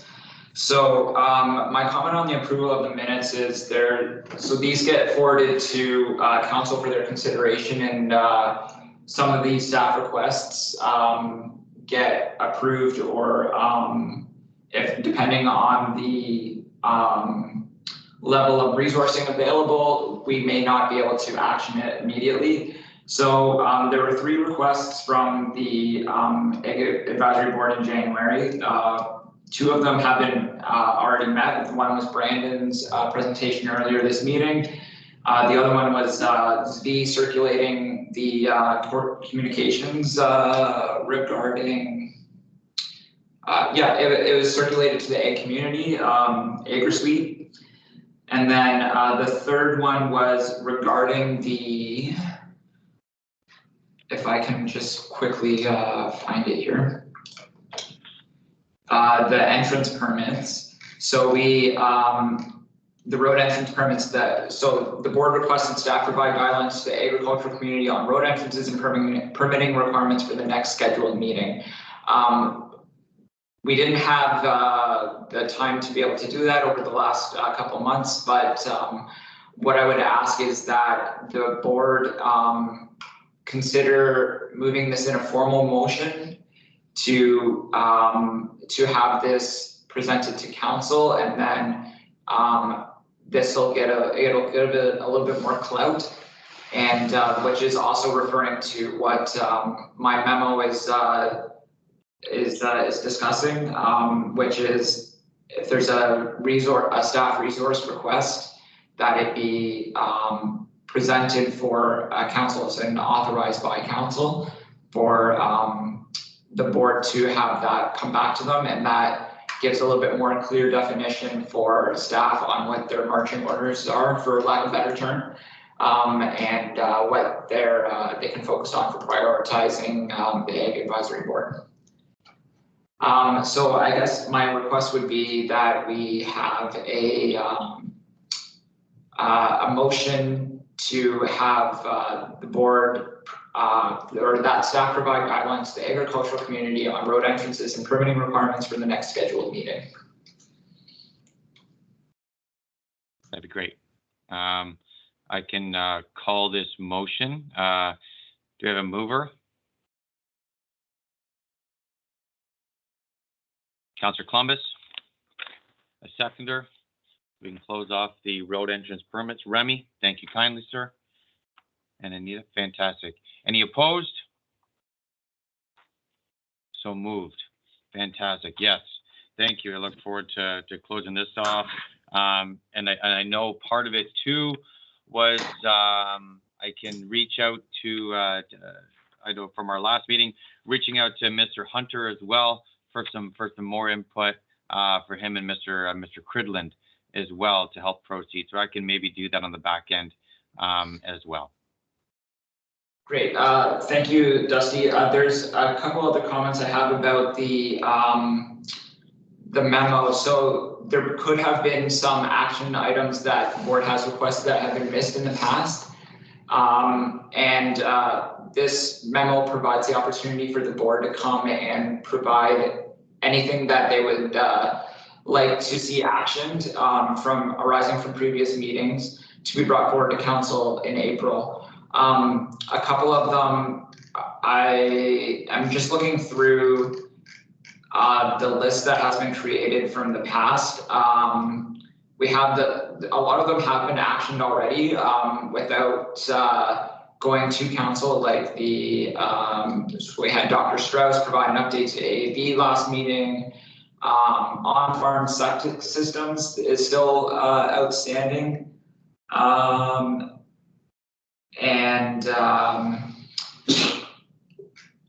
There's the road entrance permits matter. Importing soil, I believe, was addressed in January. Is there, I don't believe there's any other actions outcoming from that one. And lot relocations is still on the list. If there's more discussion to be had on that, if the advisory board would like to bring forward that as Kevin, if I could stop you there, lot relocations are going to be an interesting topic with Fabian and team, because of course, as they're looking at these studies and trying to utilize prime ag lands and also utilizing what's not prime ag lands, that's going to roll into that. So that might be an awesome opportunity to revamp lot relocation. But for the sake of council, I don't think so. But I think we're gonna roll it into the Lear study. Okay. The other outstanding items on there include the County Road 45 bridge. So we're just going to keep you apprised of any updates or reports to council on the updates to the bridge. The Climate Change Committee minutes have been circulated so that we can cross off the list, and the forestry bylaw was just completed now. So is there any outstanding items that the board would like to provide a resolution on to send to council for April? My only thing, kicking the dead horse, while it's already covered in lime, is there any update from staff, from the engineering on the 45 bridge? Is there any timeline or anything? Because it was told to us that yes, good, it's that staff is moving forward and whatnot, but is there any timeline on this that it can be communicated out? I'm not the, I would have to refer to Chris, the staff liaison, on if there's any updates on the item for the Road 45 bridge. But that's something that would have to circulate through the respective staff. I am not aware of any other updates. Chris, do you have any comment on that one? No, I have no idea as to where that project is at. Okay. Councillor Columbus might be able to fill us in. Thank you. You're on mute, Councillor. I've attempted to bring this forward a few times before council, and I was told that because it's already been dealt with, that I could not do it during this term of council. So can we? Well, I don't know, but that maybe Kevin is aware of something of that nature, because it was the clerk's department that informed me about that. Right. So I believe that would be a reconsideration matter. I'm not too well versed on the topic, but I understand that discussions have been occurring on that. That would be to change anything that's already decided upon on the Road 45 bridge. And don't want to change. We just want to know, hey, how's it going down the pipeline? Yeah. Are we gonna get a bridge before the next term council? You know, where are we at? Because I mean, another growing season's upon us. This is another construction season that's upon us, and we're going on year almost 5 of this. So, and I know the door has been figuratively shut as okay, cool, but now we're looking for some transparency and some culpability on this program now. Understood. Okay, so an update would not be a reconsideration, and that is something that, if you don't mind, Councillor Columbus, I could potentially you know the right people or levers to pull there. And we could just reach out to staff. That's not really a new project. It's just providing an update. It's a communicative matter. So we're happy to look into that for you. Okay. Yeah, just to get something on the record would be great. Okay.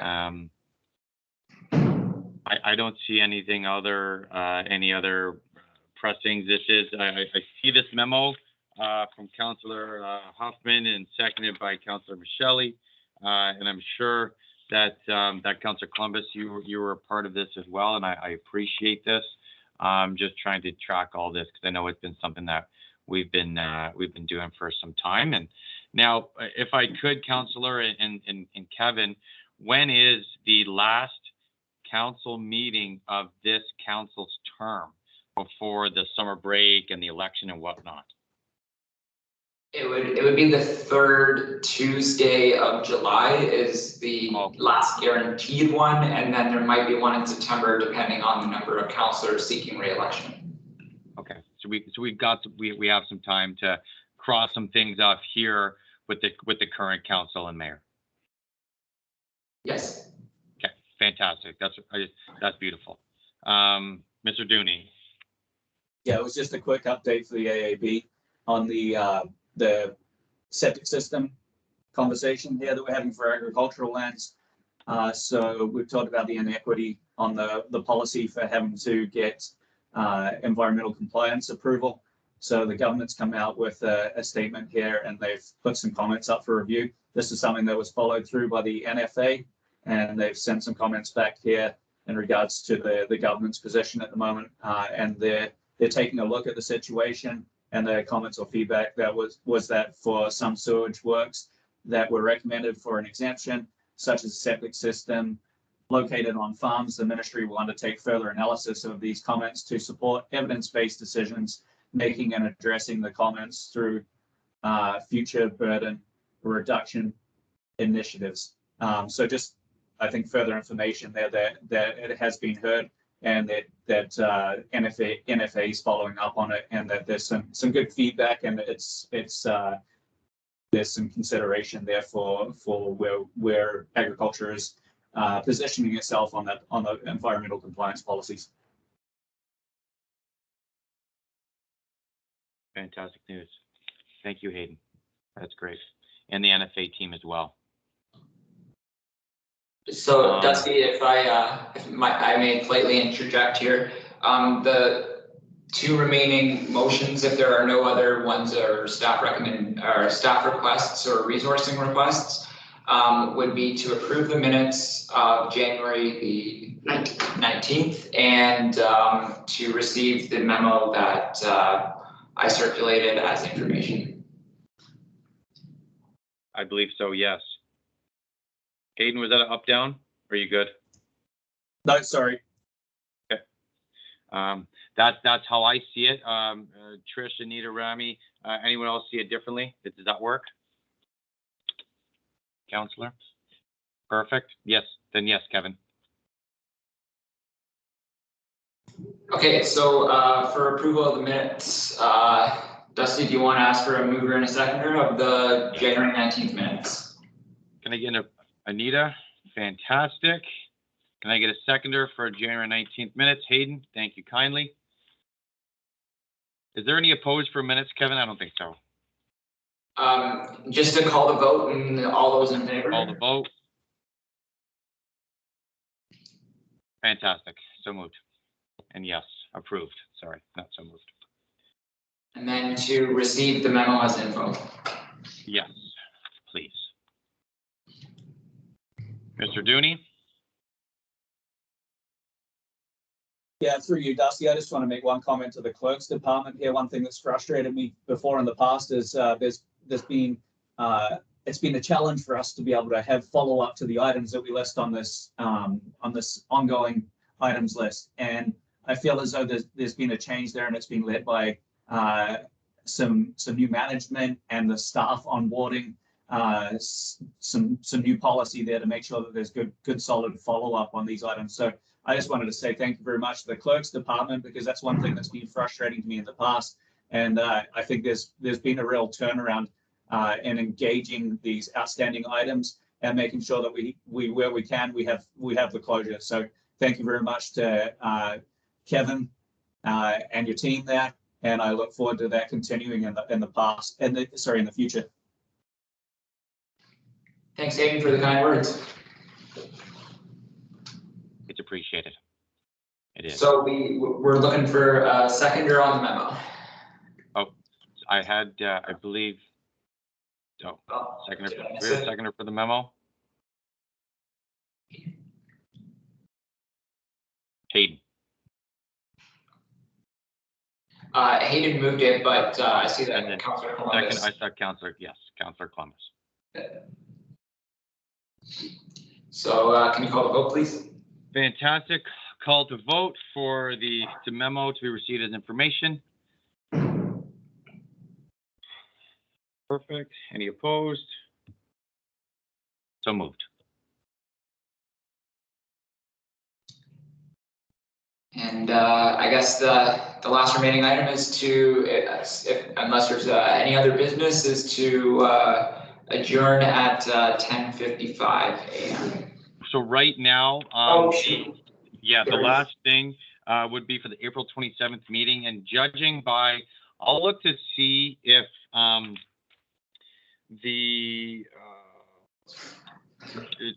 reach out. I will. Mr. Sloan said he was going to reach out to me.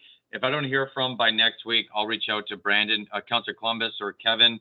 I might ask for his contact information just to get a hold of him. See what that looks like for when the April meeting for short-term rentals are. If that meeting, I mean, there's not a lot of time after. Actually, Chris might have the answer there. No? Okay. Considering April 27th is pretty much near the end of April, I'm assuming that meeting is prior to the 27th. Once I get that information, I might ask that the AAB has our meeting on the 27th of April, just to provide an update on that program. If we can go with that, rolling with tentatively April 27th at 9 a.m. is our meeting.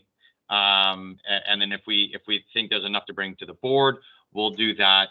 I would really like to parlay that and the Lear Study program all together, but it doesn't look like their terms of reference are going to be had, so we might have to do the AAB member through email or whatnot.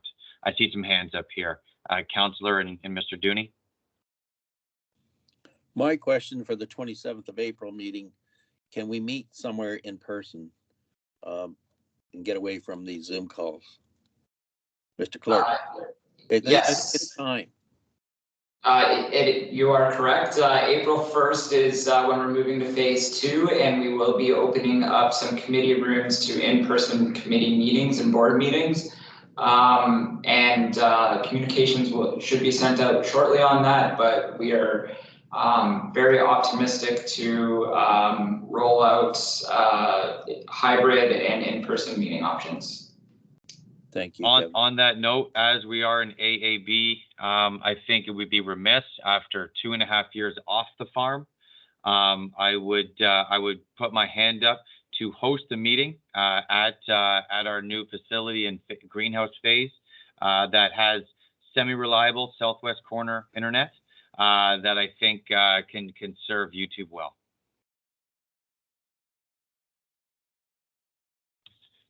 Mr. Dooney? Yeah, sorry. And this was more of an afterthought. We've got the letter going to the mayor and council in regards to the forestry bylaw. Kevin, would you also make sure would you be able to make sure that gets to Adam Biddle as well? Sorry. Yes, we will include staff on the letter circulation. Thank you, and sorry for the afterthought on that. And I fully support getting out and doing something in person. I think it's a great idea. Thank you. I love it. So that our direction going forward with everyone. Find out, we're going to keep this pressure going and excitement going with Mr. Sloan and the team there, and then we'll go from there. And then we'll be in discussions in the coming week or so about that. There's also something that came up regarding Shop Norfolk and Shop Simcoe that I know TDAB is working on. So that might be something we'll parlay into the next meeting, and Kevin will talk offline about that as well to include for our next agenda. Any other comments before I call for adjournment? Sorry, the proposed meeting dates, if we could finalize them so that we could have them pre-scheduled. We have it for April 27th. April 27th, and then May 25th, and then again in September and November. And we're going to have the growing season break over there between June, July, and August. Well, yeah, we'll keep September, but we might have to push September to October, depending on other situations. But we can talk about that later. But yeah, right now we'll talk about April, May, and then our official harvest gap in there. Through the chair to the board, October is a tough month for clerk's department, given the election. So that's why it's excluded there. Okay, that's fair. We'll just leave it in there and then we'll talk. All right, so a motion to receive that as info. And we're gonna keep it as is for now, and then we can always reschedule on the fly, and then after that to adjourn.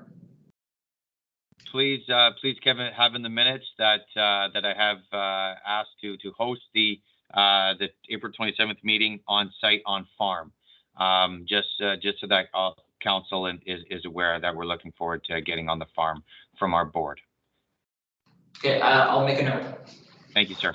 Okay, can I get a motion for adjournment? We got The motion to receive the dates first. Oh, okay. Motion to receive the date. Okay. For most Trish and Remy, fantastic. How's the adjournment now?